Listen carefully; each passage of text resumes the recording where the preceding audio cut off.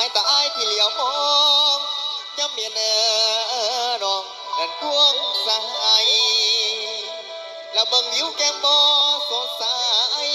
เจ็บในอกหักสายเห็นแฟนอายเลือดไหลเขาและเจอจังเอ็นก็น้ำกอดจองอายกอดเขาน้ำตาไหล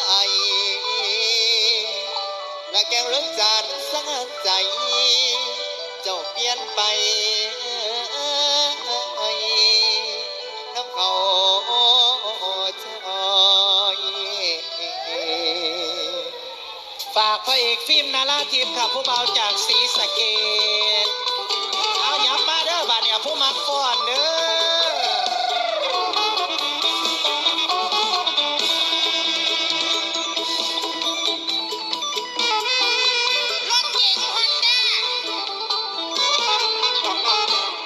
ลมวอ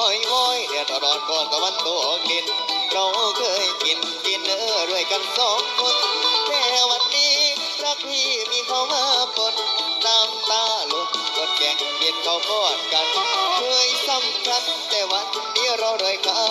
หมดราคาที่สายตาเจ้านั้นยังเลื่อมจันน้ำโมกขาดสักวันแต่ทำไมเธอแหลงน้ำใจต่อกันตัดสัมพันธ์ผู้บ่าวเมืองสาละกามเอาฟ้อนฟ้อน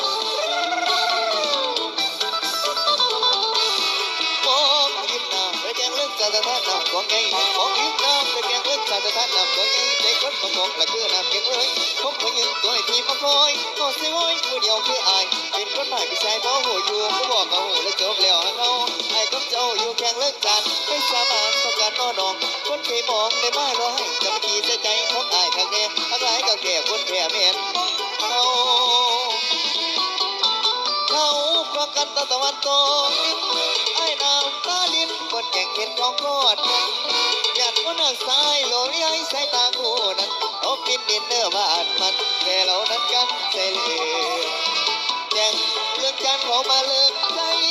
ลูกสาวสดใสเปิดใจให้มาโดนเดิมเห็นภาพบาดตาไม่ต้องบอกลาก็รู้ว่าลืมสุดท้ายไอ้มานั่งซึมอาศัยเดียวได้น้อ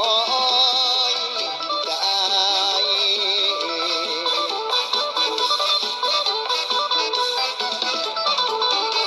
วันเคยนัดกันเพียงไกลวันเคยนัดกันเพียงไกลไม่ได้ล้อคนเจ้าเทียนพียังวิจารณ์มันก็เล่นกับจีมันเซลฟี่แม่นคู่กันอยากกระสันใจอ้ายก่อนแรงเพื่อได้แห้งสัญญาไปแกงเลิกจานมือสาบานไปพวกเขามา